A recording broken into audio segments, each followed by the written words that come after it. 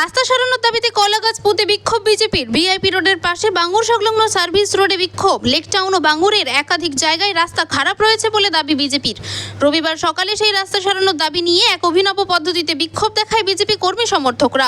VIP road সংলগ্ন বাঙ্গুরের service রোডে বিজেপির সমর্থকরা জড়ো হয় কলাগাছ নিয়ে। রাস্তার ওপর গাছ পুঁতে প্রতীকী বিক্ষোভ প্রদর্শন করে রাস্তা সরানোর দাবিতে স্থানীয় বিধায়ক এবং দমকল কর্মী সুজিত বসুর বিরুদ্ধেও তাদের অভিযোগ তুলে ধরে বিজেপি কর্মী সমর্থকরা। পরিস্থিতি নিয়ন্ত্রণে আনতে ঘটনাস্থলে উপস্থিত ছিল লেকটাউন থানার পুলিশ।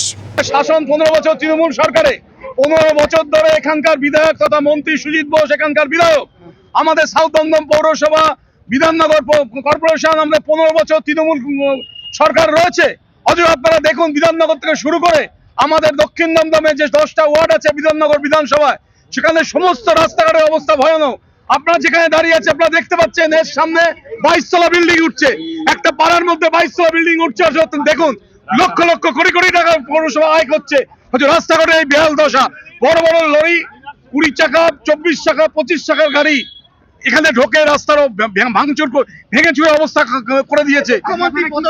আমরা এখানে প্রতীকী বিধাননগর সহ সারা পশ্চিমবঙ্গে যেভাবে রাস্তার বেহাল অবস্থা, দেখুন এটা পুলিশ প্রশাসনের কাজ নয়, এটা যেখানে এই বিধায়ক যিনি আছেন 300 মিটার দূরে থাকেন সুজিত বোস, কোন হেলদোল নেই।